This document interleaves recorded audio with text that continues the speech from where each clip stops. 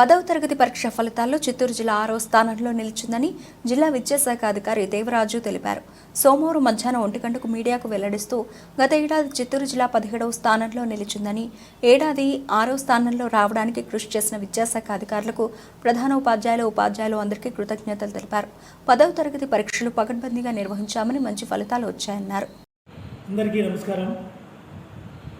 మరి ఈరోజు ఎస్ఎస్సి ఫలితాలు గౌరవ పాఠశాల కమిషనర్ ఎస్ సురేష్ కుమార్ గారు ఈరోజు 11:10 ఎస్ఎస్సి రిజల్ట్స్ రిలీజ్ చేయడం జరిగింది. మరి మన జిల్లా 6వ స్థానంలో నిలవడం జరిగింది. గతంలో మన చిత్తూరు జిల్లా 17వ ప్లేస్లో ఉన్నది. మరి ఈ సంవత్సరం 6వ ప్లేస్కు రావడం జరిగింది. అందుకు డిపార్ట్మెంట్లో పనిచేసినటువంటి ప్రతి ఒక్కరికి, ముఖ్యంగా విద్యార్థులకు, పేరెంట్స్కి అందరికీ మరి నా తరఫున వారికి అందరి కంగ్రాట్స్ చెప్తున్నాను. అలాగే మరి డిప్యూటీఓలు, ఎంఈఓలు, హెడ్ మాస్టర్లు, టీచర్లు మరి ఈ సంవత్సరం ఈ ఫలితాల సాధనలో చాలా కృషి చేశారు. గతంలో రిజల్ట్ పోల్చుకుంటే ఈ సంవత్సరం మనకి రిజల్ట్ చాలా అన్యూన్యంగా మనకు రిజల్ట్ పెరిగాయి.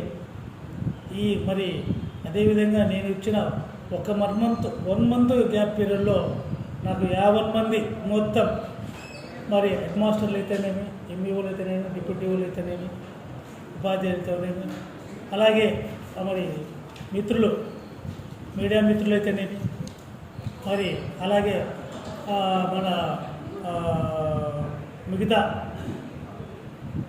విలేకరులు అయితేనేమి, ప్రతి ఒక్కరికి నిజంగా ఎస్ఎస్సి ఎగ్జామినేషన్ కానీ స్పాట్ వాల్యుయేషన్ కూడా నాకు బాగా సపోర్ట్ చేశారు. నిజంగా నేను మనస్ఫూర్తిగా చెప్తాను.